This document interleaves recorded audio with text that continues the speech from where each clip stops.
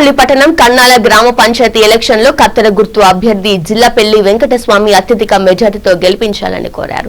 మంచిర్యాల జిల్లా బెల్లంపల్లి పట్టణం కన్నాల గ్రామ పంచాయతీ ఎలక్షన్ లో బీఆర్ఎస్ పార్టీ బలపరుస్తున్న సర్పంచ్ అభ్యర్థిగా పోటీ చేస్తున్న జిల్లాపెల్లి వెంకటస్వామికి గ్రామ పంచాయతీ ప్రజలు అమూల్యమైన ఓటు వేసి గెలిపించాలని కోరారు.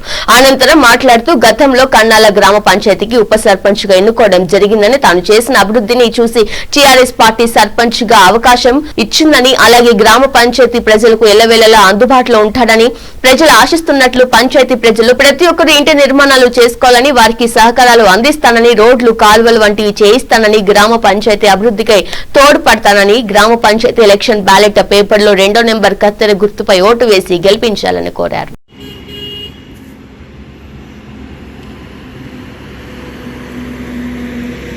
మళ్ళీ మీరు అందరూ అవకాశం వాళ్ళందరూ అవకాశం ఇస్తాము, మీరు నువ్వు ఫోన్ చేయగానే వస్తావు బిడ్డ, ఏ పనైనా చేస్తాం మేము అని చెప్పి మాకు అందరూ సపోర్ట్ చేస్తున్నారు. భారీ మెజారిటీతో గెలిపిస్తామని కూడా మాకు అందరూ వాగ్దానం కూడా చేస్తున్నారు.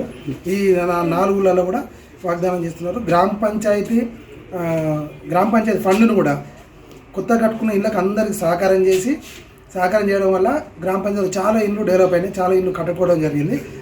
దాని ద్వారా గ్రామ పంచాయతీ ఫండ్ను కూడా నేను డెవలప్ చేసినాం, గ్రామ పంచాయతీ ఆర్థిక వ్యవస్థను కూడా. కాబట్టి అందరు నాకు ఆశీర్వదిస్తున్నారు, మళ్ళీ కూడా అవకాశం ఇస్తామని చెప్పి అంటున్నారు.